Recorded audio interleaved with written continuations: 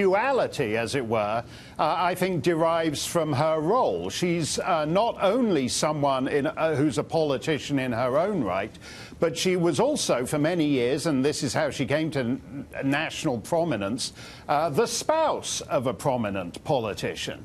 And I think that's the difference. When you look at, I was struck by the subtitle of Jennifer Palmieri's book, An Open Letter to the Women Who Will Run the World. Well, actually, outside the Democrat Party and outside America, women do run a lot of the world. I don't happen to agree with them. I mean, Angela Merkel has single-handedly wrecked Europe by letting in millions of phony baloney refugees. Theresa May is going all super wobbly on Brexit. But what they're not is the wife of the previous guy, which doesn't pass the smell test. Well, and you can't shatter the glass ceiling when you're doing this Latin American Eva Peron thing. That's such a good point.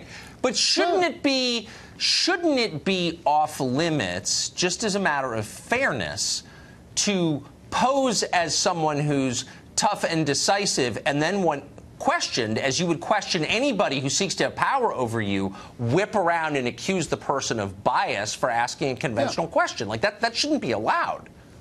No, and again, I think what's interesting to me is that the rest of the world has moved way beyond this. So all this talk about how America is uniquely sexist, I don't get. I sat in the Australian Parliament during Prime Minister's Question Time and watched Julia Gillard, a Labour Prime Minister who I don't happen to agree with, and Julie Bishop, the Deputy Leader of Her Majesty's Loyal Opposition at that time, clobbering each other back and forth. And neither of them would say, if it all goes wrong, they don't say, oh, stop beating up on me, I'm a woman. The fact is, this disastrous investment in Hillary Clinton, to go back to what you've been talking about on the rest of the show, I mentioned this on your show a couple of months back, and I think it's an important point. One reason the party has gone left is because Democratic centrists were represented by the Kleptocrat Clintons for so long. Yes. So if you're in the Democrat Party